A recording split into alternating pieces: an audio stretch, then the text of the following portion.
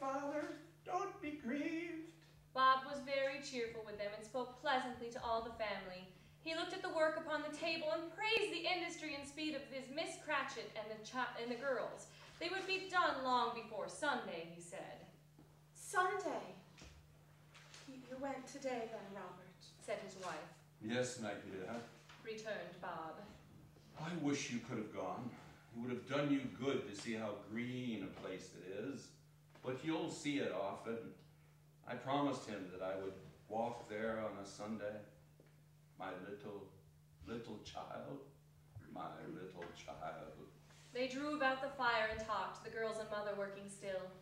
Bob told them of the extraordinary kindness of Mr. Scrooge's nephew, whom he had scarcely seen but once, and who, meeting him in the street that day, and seeing that he looked little... Just a little down, you know, said Bob. For he is the pleasantest spoken gentleman you ever heard, I told him. I'm heartily sorry for it, Mr. Cratchit, he said, and heartily sorry for your good wife. Heartily sorry, he said. If I can be of service to you in any way, he said, giving me his card. That's where I live. Pray, come to me. I'm sure he's a good soul, said Mrs. Cratchit. One of these days, whenever we part from one another, I am sure we shall none of us forget poor Tiny Tim, shall we? Or this first parting that there was among us? Never, Father! Cried they all. And I know, my dears, that when we recollect how patient and how mild he was, although he was a little child, we shall not quarrel easily among ourselves and forget poor Tiny Tim in doing it. No, never, Father! They all cried again. Mrs. Cratchit kissed him. His daughters kissed him. The two young Cratchits kissed him, and Peter and himself shook hands. Spirit of Tiny Tim, thy childish essence was from God. Spectre, said Scrooge. something informs me that our parting moment is at hand. Now I know this, but I know not how. Tell me whom that man was that we saw lying dead. The ghost of Christmas yet to come conveyed him to a churchyard. Here, then, the wretched man whose name he had now to learn lay underneath the ground. The spirit stood among the graves and pointed down to one. He advanced towards him, trembling. Before I draw nearer to that stone to which you point, answer me one question. Are these the shadows of the things that will be, or are they the shadows of the things that may be only? Still the ghost pointed downward to the grave by which it stood. Men's courses will foreshadow certain ends, but if the courses be departed from, then the ends will change. Say it is thus with what you show me. The spirit was as immovable as ever. Scrooge crept towards it, trembling as he went, and following the finger read upon the stone of the neglected grave his own name. Ebenezer Scrooge. Am I the man we saw lying dead? He cried upon his knees. No, Spirit, no, no. The finger still was there. Spirit, He cried, tight clutching at its robe. hear me. I am not the man that I was. I will not be the man that I must have been through this intercourse. Why are you showing me this if I am past all hope? For the first time the hand appeared to shake. Good Spirit, He pursued, as down upon the ground he fell before it. your nature intercedes for me and pities me. Assure me that I yet may change these shadows that you have shown me by an altered life. The kind hand trembled. I will honor Christmas in my heart, and I will try to keep it all the year. I will live in the past, the present, and the future. The spirits of all three shall strive within me. I will not start out the lessons that they teach, but tell me that I may smudge away the writing on this stone. In his agony he caught the spectral hand. It sought to free itself, but he was strong in his entreaty and detained it. The spirit, stronger yet, repulsed him. Holding up his hands in a last prayer to have his fate reversed, he saw an alteration in the phantom's hood and dress. It shrank, collapsed, and dwindled down into a bedpost.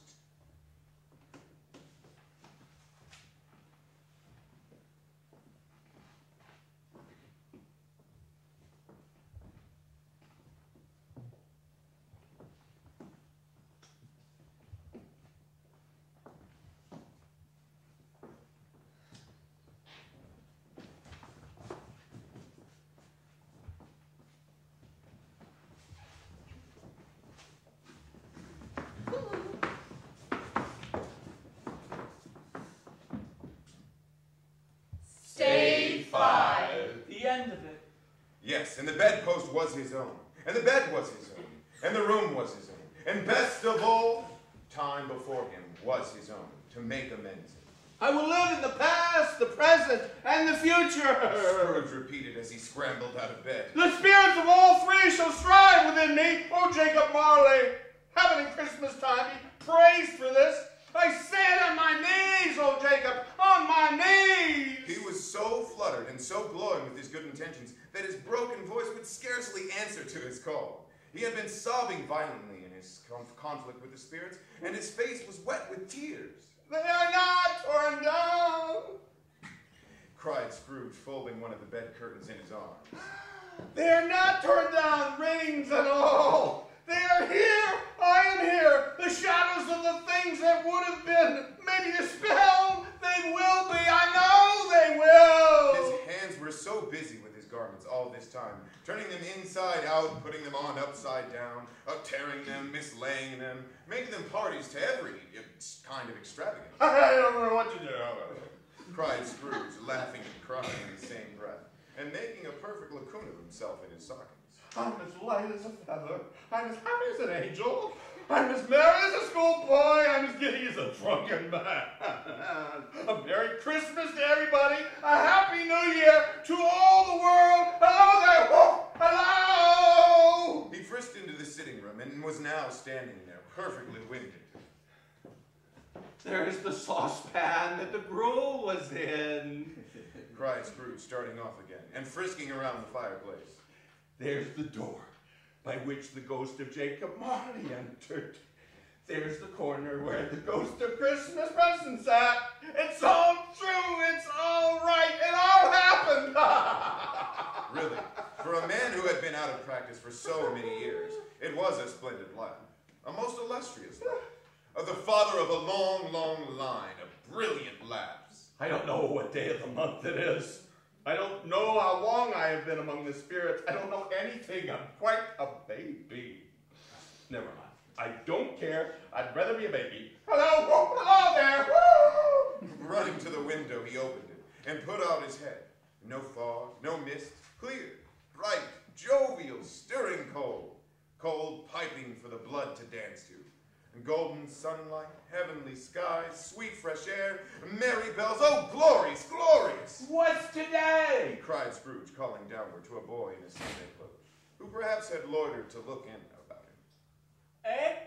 Returned the boy with all his might of wonder. What's today, my fine fellow?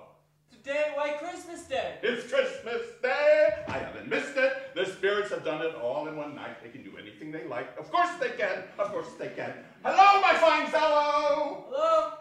Do you know the poulterers in the street but one at the corner? I should hope I did. An intelligent boy. A remarkable boy. Do you know whether they sold the prize turkey that was hanging up there? Not the little prize turkey, but the big one. What? The one as big as me? Ah, what a delightful boy! It's a pleasure to talk to him. Yes, my buck. It's hanging there now. Is it? Go and buy it. Walker! No! I'm an interest. Go and buy it. Tell them to bring it here that I may give them the direction where to take it. Come back with a man and I'll give you a shilling. Come back with him in less than 5 minutes and I'll give you half a crown. The boy was off like a shot. I'll send it to Bob Cratchit. Whispered Scrooge, rubbing his hands and splitting with a laugh. He shan't know who sends it. It's twice the size of Tiny Tim. The hand in which he wrote the address was not a steady one, but write it he did somehow, and went downstairs to open the street door, ready for the coming of the poulterer's man. As he stood there waiting his arrival, the knocker caught his eye. I shall love it as long as I live, Cried Scrooge, patting it with his hand.